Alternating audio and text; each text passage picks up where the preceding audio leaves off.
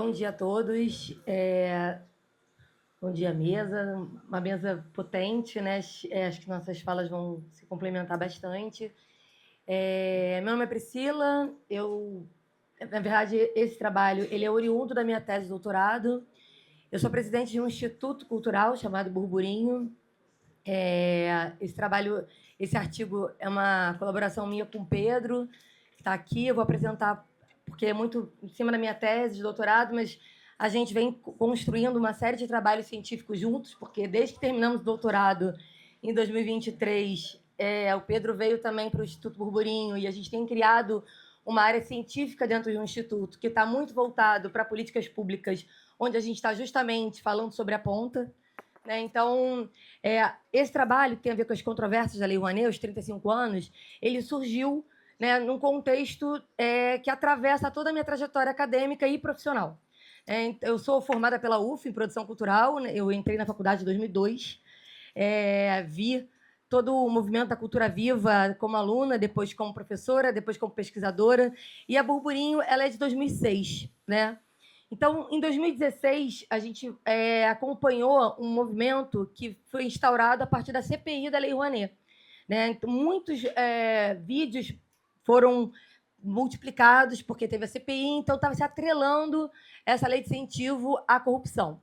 É muito interessante estar num seminário de políticas públicas, porque quase todo mundo que está sentado aqui hoje, e com certeza nessa mesa, sabe do que a gente está falando.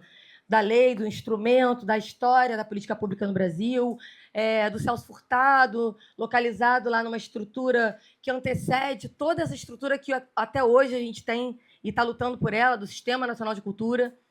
Mas quando a gente mediatizou a Lei Rouanet, quando ela foi mediatizada pelo poder da mídia, ficou muito evidente para mim, enquanto sujeito atravessado e que operava a lei de incentivo, e não só fomento direto e indireto, como que, para o público comum, a Lei Rouanet ela não existia, e quando ela passou a existir, ela se tornou um instrumento ligado à corrupção no Brasil.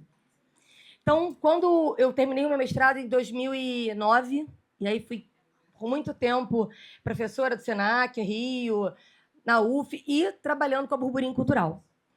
Quando foi em 2019, né, a gente estava vivendo aí o processo pré-eleição do governo Bolsonaro, as pessoas me perguntavam o que eu fazia, eu falava, eu sou produtora cultural. E isso era muito, você faz eventos? Não, eu trabalho com a Lei Rouanet. E pela primeira vez, falar da Lei Rouanet era muito fácil explicar. E daí que vem, então, o desejo de fazer o meu doutorado sobre isso, porque eu tinha decidido lá atrás, em 2009, quando eu terminei o mestrado, que quando eu fosse fazer doutorado, ia ser sobre algo que eu vivenciasse na prática, porque eu já trabalhava com a ponta, e trabalho até hoje. Eu trabalho com política pública na ponta. Mas é um grande desafio estar na ponta, mas também estar aqui e estar na academia, porque eu hoje faço pós-doutorado no IBICT, porque eu fui estudar a desinformação, caí dentro da economia política para poder entender, então, as controvérsias em volta que envolviam a Lei Rouanet. Então, o meu primeiro congresso, em 2019, no Intercom, eu apresentei na EPC o trabalho, que foi meu projeto de doutorado, eu tinha acabado de entrar. Né? E a economia política, a EPC, me trouxe uma reflexão muito recortada, que até hoje é a base metodológica de todo o meu trabalho, que envolve as contradições. Porque quando a gente fala de Lei Rouanet, quando a gente vai defender a Lei Rouanet dentro de uma economia política, você fala, epa, isso é uma política de Estado mínimo, isso é uma política neoliberal, isso é uma política que concentra recursos. A economia política entende pela lógica do capital. É fato. Então, se a gente for olhar a historiografia, isso está na minha tese, aliás, vou lançar o livro esse ano, Não Somos Corruptos, a Lei Rouanet, o Poder na Mídia, está pronto o livro desde o ano passado, mas a gente resolveu lançar dos 35 anos esse ano. Então, quando a gente for olhar, quando eu fui apresentar isso em 2019, ficou muito claro que era importante eu repactuar a minha tese para as contradições. Então, nesse artigo, que eu e o Pedro, a gente foi costurando para trazer aqui para esse seminário nesse ano de 35 anos, a pergunta central foi muito por que essa mediatização, essas questões ligadas à corrupção e à Lei Rouanet ficaram tão evidentes nos últimos anos. Né? Então, na verdade, a gente sempre foi um campo, a cultura sempre foi um campo de disputas e um campo de concentração. Mas nessa questão da mediatização e de atrelar isso à corrupção, ficou muito claro na tese e no projeto, na pesquisa e também no artigo, a gente dá conta dessa pergunta, que quando a gente começou a analisar, a gente percebeu que ela não podia ser entendida apenas como um instrumento técnico de incentivo. Né? Ela é um campo que tem uma disputa entre Estado, entre mercado, mídia e sociedade. Esse foi o ponto central que levou a gente, então, a se questionar por que a Lei Rouanet foi considerada um instrumento de corrupção, que levou a Fernanda Montenegro a ganhar o Prêmio Melhores do Ano em 2019, falando nós não somos corruptos. E por isso deu o nome do livro. Por que, de repente, a gente que tem um orçamento tão pequeno, a gente está disputando aqui,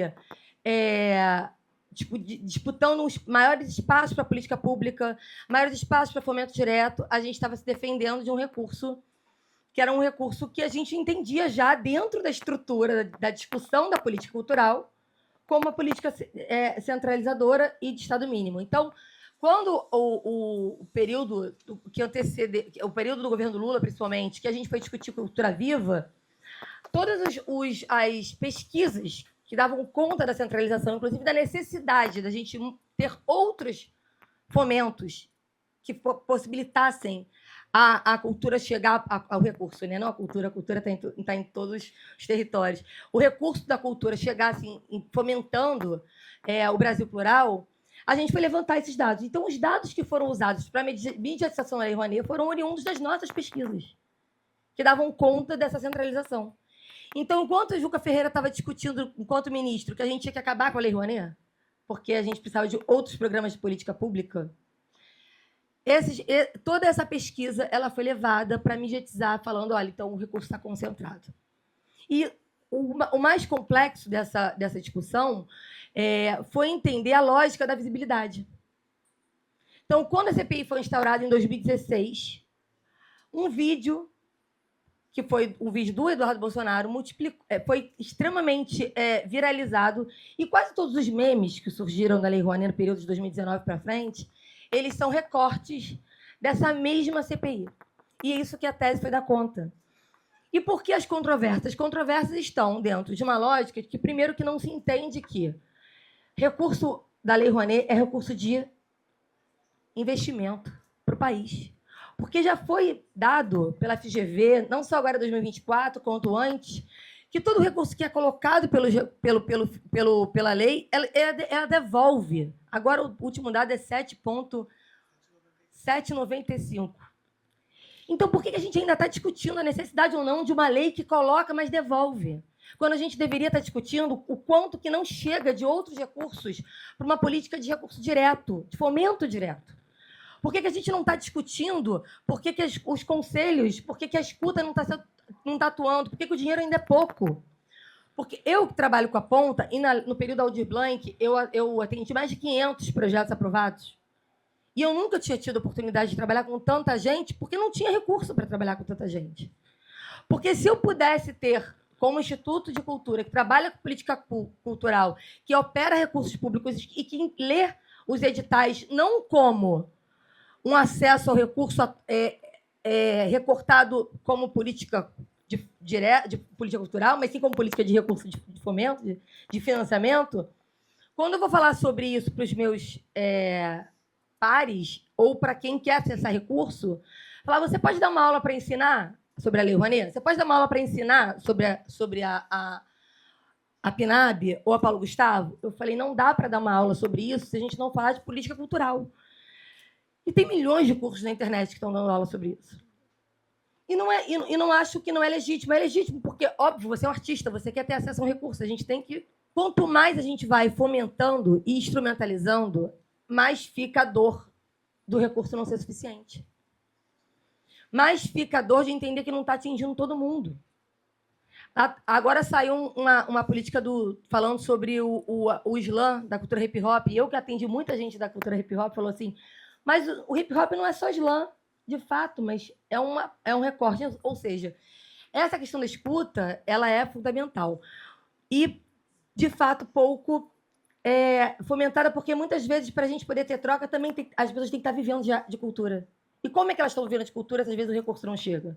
Como é que você faz com que uma companhia de teatro se estabeleça como uma companhia de teatro e tenha fomento para poder ter sustentabilidade para o seu elenco, para o seu elenco, para os seus fazedores, para toda a cadeia que envolve uma companhia que não é só o elenco, se você não tem uma estrutura de sustentabilidade que permite que isso aconteça? Então, todas essas contradições, elas foram sendo estabelecidas dentro do artigo que a gente trouxe, mas eu estou numa mesa, então não me permito aqui fugir o roteiro e trazer os debates que estão no artigo, que vai ser publicado nos anais, mas que também estão no livro. E, de fato, o erro está muito localizado na questão do debate público. Quando chega o recorte para a TV, para a mediatização, para o que ele gera um vulto de vídeos que são pautados pelo algoritmo. E por isso, até quanto Instituto, a gente passou a produzir muito conteúdo. Né? A gente está aqui hoje produzindo conteúdo, falando sobre isso, porque os vídeos circulam. E é quando circulam que chega na ponta. Quando chega na ponta a necessidade do debate público, uma cidade que nunca tinha recebido recurso público, agora recebeu da PNAB. O que aconteceu? Do nada, a gente conseguir ter uma PNAB no meio do contexto da pandemia, no meio do contexto de um governo que estava sucateando o Ministério da Cultura. Holofote. A Lei Rouanet, ela, com todo o processo de mediatização, gerou um interesse também de um congresso por parte de deputados que não eram só de esquerda, porque ela começou a gerar uma comunicação diferente. Então, a gente precisa gerar legado científico para poder ter... E eu, quando eu entrei no doutorado, foi essa a minha defesa na entrevista. Mas por que falar sobre Lei Rouanet agora? Porque vai ter um silenciamento. Agora. Eu entrei em 2019 no doutorado.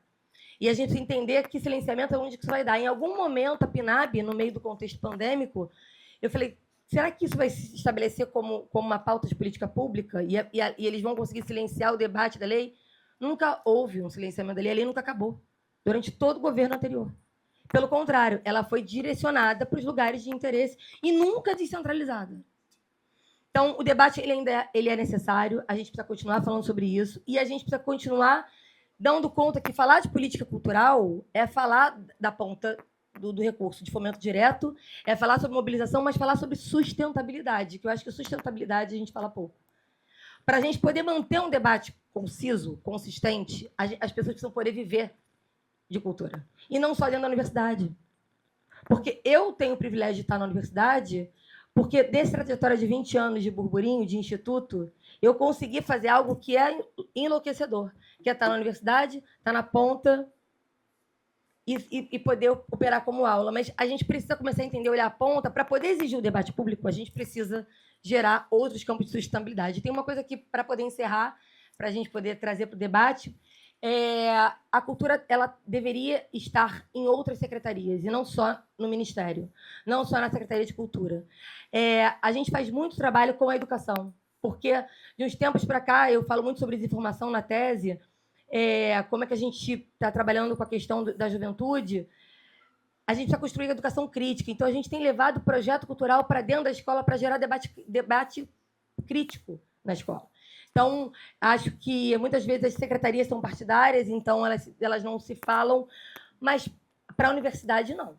Para a gente poder chegar na escola, não.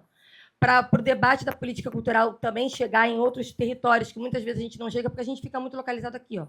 Muitas vezes no debate das nossas bolhas. Então, para poder, de fato, chegar e gerar sustentabilidade, ter um debate público mais consistente e entender as controvérsias e as contradições, a gente, de alguma maneira, precisa furar essa bolha. Eu acho que é isso. Obrigada. E daí eu abro também para quem gostaria, né, de se inscrever e fazer questões. Pode falar, colega. Bom dia. Primeiro, parabenizar a mesa. Eu acho que são enfoques realmente confluentes, né? Eu também tenho uma pergunta. Bom, meu nome é Carla, eu sou professora da ECA USP e atualmente leciono nos departamentos de artes lá. Estou lotada nas artes cênicas, então me interessam muito os 3 trabalhos. E tem uma pergunta que eu acho que para todos, inclusive, porque eu coordeno também a Rede Brasileira de Formação e Organização da Cultura. E eu acho que vou falar sobre isso, porque eu fiquei muito interessada, vocês foram falando, me veio isso na cabeça. Assim.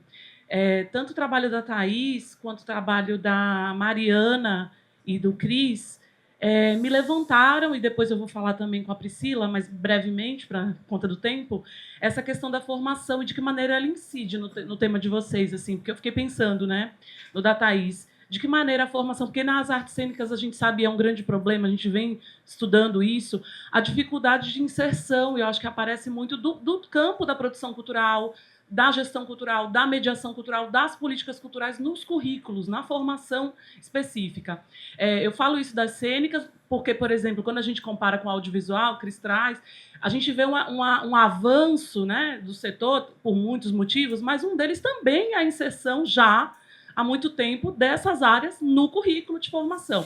Obviamente, eu estou falando formação especificamente universitária, mas a gente sabe que as formações são diversas, né? E de que maneira, por exemplo, né, na questão de São Paulo é uma centralidade, perguntando para a Thaís, assim, uma centralidade da cultura, né, foi colocado, mas, ao mesmo tempo, não tem formação, né, não tem no currículo de formação das universidades públicas os cursos de produção cultural. Né? E não tem os cursos, não tem nos currículos, então tem uma questão aí. Eu queria saber se você, por um acaso, acho que não é diretamente seu tema, mas seu tema me mobilizou a isso, a entender se, de certa maneira, esse papel da formação incide nesse conhecimento em relação a esse fomento público paulistano, ou seja, de que maneira os agentes estão ou não conhecedores desse sistema para poder incidir. Eu acho que conversa muito com o tema da Mariana também, né, Mariana? Porque aí, quando você traz isso, eu coloquei aqui, exatamente o conhecimento dessa engrenagem em relação a esse mecanismo do campo da produção cultural, né? Entendimento de produção executiva, o que é um edital, o manejo dessa linguagem e de que maneira, né, o setor consegue incidir. Eu acho que vai na mesma linha para o Cris, né? Quando você compara com o audiovisual, um pouco nessa linha. Assim, o audiovisual, obviamente, e o entendimento do FICART para as cênicas e para o FUNCINE no audiovisual, difere-se a partir dos próprios agentes culturais, né? De que maneira eles estão mobilizados e conhecedores. E para Priscila, no teu caso também, eu vou também para a formação, mas eu fiquei pensando, você falou das escolas, você foi, né, e eu também fui me conectando de que maneira também o conhecimento sobre Rouanet está incidindo nesse debate público por uma série de agentes que se dizem formadores, né? A gente está vendo aí os youtubers, os influencers, todo mundo fala de Lei Rouanet, todo mundo fala de projeto cultural, né? Todo mundo sabe sobre isso, tudo bem até aí, mas de que maneira a gente contrapõe, né, certos discursos a partir da formação, né? E aí, quando você diz o projeto cultural dentro das escolas, né, o conhecimento sobre essa área dentro das escolas, e de que maneira essas narrativas podem ser sistematizadas a partir de planos ligados à formação, e aí não necessariamente universitários, assim. E, de novo, eu sei que não é o tema específico de vocês, mas é porque eu fiquei mobilizada muito particularmente. De novo, parabenizar mesmo. Obrigada. Nós temos o colega ali. Isso. Bom dia a todos. Meu nome é Bruno, sou um homem negro, uso óculos, com uma camisa xadrez, blusa preta, calça preta e tênis preto. A minha pergunta é para a Priscila, em relação à Lei Rouanet. Os projetos encontram muitos desafios em relação ao artigo 18 e 26, diante dos enquadramentos que se tem no MINC, né? E, entre outras questões, como você vê essa questão do enquadramento como produtora e captadora de recursos, né? Vendo que muitos projetos usam de algumas linhas para esconder algumas ações. E dizer que investir na cultura é transformação social, né? Principalmente nos territórios desassistidos pelas políticas públicas. Então, esse retorno é muito mais do que financeiro, é valorar a pessoa do território. Eu vou tentar responder as 4 perguntas, assim, numa fala, para a gente poder dar conta e todo mundo poder responder. Mas, só recapitulando, a gente teve uma pergunta falando sobre a questão, para além da comunicação, como é que a gente mobiliza, né, e informa sobre esses mecanismos, a questão sobre formação, transformação social e sustentabilidade. Eu vou tentar resumir um pouco, baseado até em algumas experiências que eu tenho, que eu acho que a gente consegue elucidar bem. Sobre a questão da informação, né? Primeiro, no artigo a gente publicou que só 88% das pessoas que são contrárias à lei, de fato, conhecem do funcionamento, né? Então, isso é uma pesquisa de 2025 do Martins, a gente colocou no artigo. Então, assim, por mais que para nossa... que desconhecem ali. Por mais que para nossa bolha aqui parece algo muito batido, não é.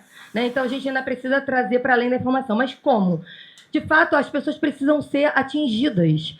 Se faz sentido, faz sentido. É um lema nosso no Instituto. Você começa a ter aquilo como uma pauta sua quando você se sente, de alguma forma, atingido por aquilo. Quando você nunca ouviu falar, nunca foi atingido, é muito difícil você não defender um mecanismo, né? Então, eu acho que um ponto central é onde que esses recursos estão chegando. E aí eu vou acabar aproveitando para falar sobre as outras perguntas. Então, falando sobre a questão da formação. Eu sou da universidade. A universidade mudou a minha vida. Eu entrei na UF, eu tinha 17 anos. Depois da graduação, eu fiz mestrado na UF. Depois eu fui dar aula no Senac. Depois, a Burburinho nasceu em 2006, quando eu me formei. Mas, para passar a trabalhar com o Instituto e viver de cultura, na perspectiva da produção cultural, foram muitos anos. E foi a formação que me deu esse caminho, me deu possibilidade. Então, eu acho que a formação é fundamental. Só que essa formação ela não pode ser só universitária. Então, quando eu sou provocada a trazer para o recurso chegar na ponta por outros fazedores de cultura, como é que a gente forma? E eu vou dar um exemplo. A gente teve uma casa de arte e cultura em Itaboraí durante 3 anos com recursos do ICMS. Era um território muito parecido com o SESC, que Itaboraí não tem SESC, nem Senac, nem nada do Sistema S. E dentro da nossa, que era aulas livres de gastronomia, artes integradas, mas a gente formou os produtores daquela casa. Hoje a casa não existe mais, a gente não conseguiu continuidade com a patrocinadora, mas todos os produtores daquela casa até hoje vivem de projetos culturais por meio de incentivos, ensinando a política cultural, não ensinando o edital. Mas isso é algo que tem que partir das instituições. Eu hoje sou um instituto, eu trabalho com política pública, eu tenho um orgulho de falar sobre isso, mas é muito difícil fazer cooperação com a universidade, com o poder público. Eu virei instituto para poder fazer cooperações com instituições que... Você vê, a Casa Rui tem aqui um seminário. Você falou sobre São Paulo. Ontem foi dado de onde que vem os maiores trabalhos, Rio e Bahia. Por quê? Porque são 2 seminários muito importantes. Esse, da Casa Rui, e da UFBA. São Paulo não tem essa representatividade de produção científica. Né? Então, falando sobre transformação social, sobre Rouanet, primeiro, quase todas as empresas hoje estão buscando apoio dentro dos territórios. Aí eu vou dar um outro case para poder elucidar, porque eu acho que é mais fácil explicar. Hoje eu trabalho com um projeto de uma associação de pescadores da Lagoa de Araruama. São 9 aldeias, são 9 associações que vivem da pesca, que conseguiram, através de muito trabalho de resistência, trabalho de turismo básico comunitário, revitalizar a Lagoa de Araruama, que voltou a atuar como economia pesqueira. Quando eu cheguei nesse território, foi através de uma demanda de um território local. Né? Eu vou finalizar isso, eu vou falar de formação e sustentabilidade nessa mesma fala. Esses pescadores, eles chegaram a mim por intermédio do poder público. Olha, precisa colocar esse projeto na lei para poder captar. Eu fui trabalhar com a questão dos saberes tradicionais. Né? Então, fui trabalhar com a Rouanet para trabalhar com saberes tradicionais para eles poderem ter formas de gerar sustentabilidade para aquela região. Ou seja, eles vivem da pesca. 80% da pesca da Lagoa de Araruama vai para o Norte e Nordeste. Mas eles estavam buscando sustentabilidade e as empresas tinham interesse no território. Mas, muitas vezes, essas conexões entre as possibilidades não acontecem. De novo, é o poder público e as instituições que precisam trazer para dentro a questão da formação, a questão da estruturação. A mobilização não acontece só com a porta aberta. Você precisa provocar. Mas a universidade tem que estar dentro, a sociedade civil tem que estar dentro, as pessoas precisam receber. Porque eu vou participar, mas como é que eu pago meus boletos? Porque quem está na ponta precisa pagar os boletos. E, geralmente, esses editais eles não geram esse mecanismo de sustentabilidade. Tem que partir das instituições. A minha resposta é essa. A formação, a sustentabilidade e outra. A gente não ouve falar, não escuta falar de sustentabilidade a partir da perspectiva da economia circular. Isso não acontece. Essa Associação de Pescadores criou uma lógica de biojoias. Tem uma série de mulheres vivendo de biojoias que nunca nem passa pela Lei Rouanet, sabe? Mas que teve o curso que foi fomentado pela Lei Rouanet. Ou seja, eu acho que a gente também tem que abrir um espaço. Eu não vejo isso nos congressos, eu não vejo isso tão pautado, porque a gente acaba sempre tendo que responder o que está acontecendo hoje. Eu não acesso o meu edital, eu não tenho informação para poder acessar o edital. Mas tem uma outra caixinha aí que está sendo pouco trabalhada, que é a questão da sustentabilidade para além dos editais. É isso, desculpa o tempo.